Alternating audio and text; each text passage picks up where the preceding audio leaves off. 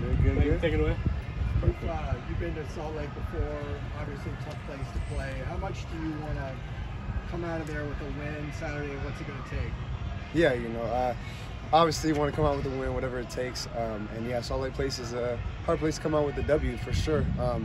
It's the atmosphere is awesome. It's loud, the noise. Everyone will talk about the noise.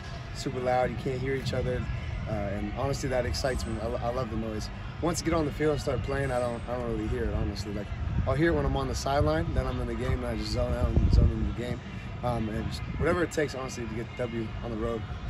How interested are you to see how Dante's going to handle this kind of? He's played on the road and played well, but this is a different challenge against two-time defending Pac-12 champs and a place that seats 54,000. Yeah. This is a good team. This is a very good team. Obviously, like you said, they won the back. And it's awesome that we get to play first. There's a lot of, it's a tough conference this year. I would say. There's top 8 teams are ranked right now. 8 teams. Yeah. There's teams everywhere, right?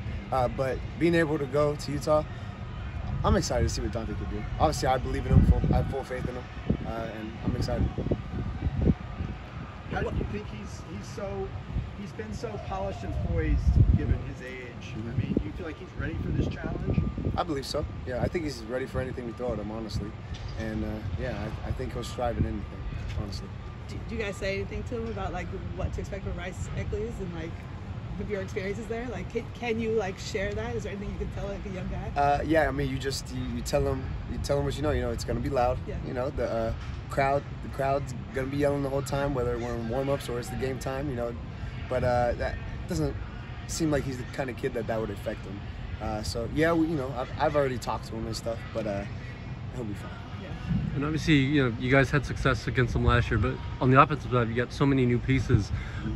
Is it, I guess, nice knowing that they're not necessarily going to see the same personnel, from your side? Yeah, I guess that could be a factor for us for our side of why we could do better. I guess. I mean, we did pretty well against them last year, but every year Utah's always a tough team. They're always a hard-hitting football team. And they have a little bit different personnel on their side too, so they could use that to their advantage too. I think we have explosive offense, and I think we'll use it.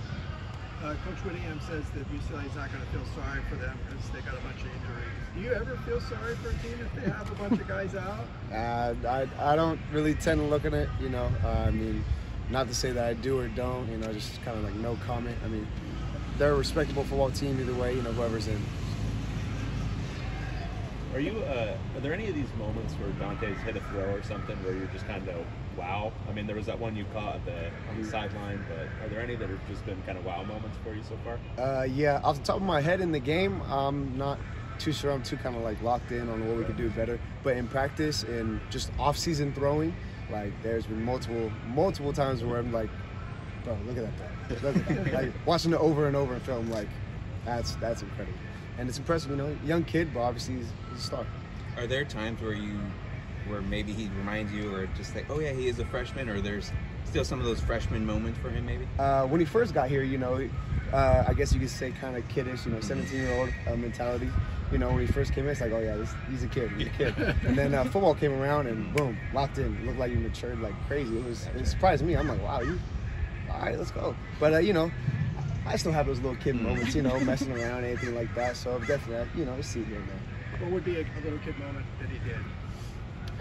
I think it's just his laugh. It's just his laugh, I don't know. I don't know. 18-year-old kid laughing, having fun.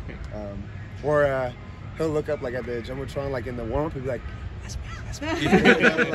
Because it's all new to him. Mm-hmm. But yeah. What's a little kid moment for you? For me, I don't know. Probably something in practice. I bet guys can call it out. I mess around, have a good time, try to make people smile, put on a laugh. So I don't know. I mess around a lot. Can I ask you about Chase Griffin, sort of off the Dante thing, but like his presence in this program? What's it like to be around that guy? Yeah, Chase is an incredible human being. You look at his resume, I don't know if you can get a better one than that. He was actually my roommate a couple years ago, so I've known him we've been close for a while. And it's awesome to see what he does off the field, because that's something that I would like to learn as well, because he's one of the best at it, obviously.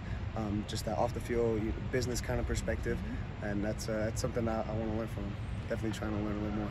As his roommate, what was maybe something you learned, or aside from football, just like maybe his work ethic, or they call him Mr. President, like why do they call him Mr. President, or what are some of the qualities maybe you got to see being his roommate that maybe even others in the locker room weren't able to see?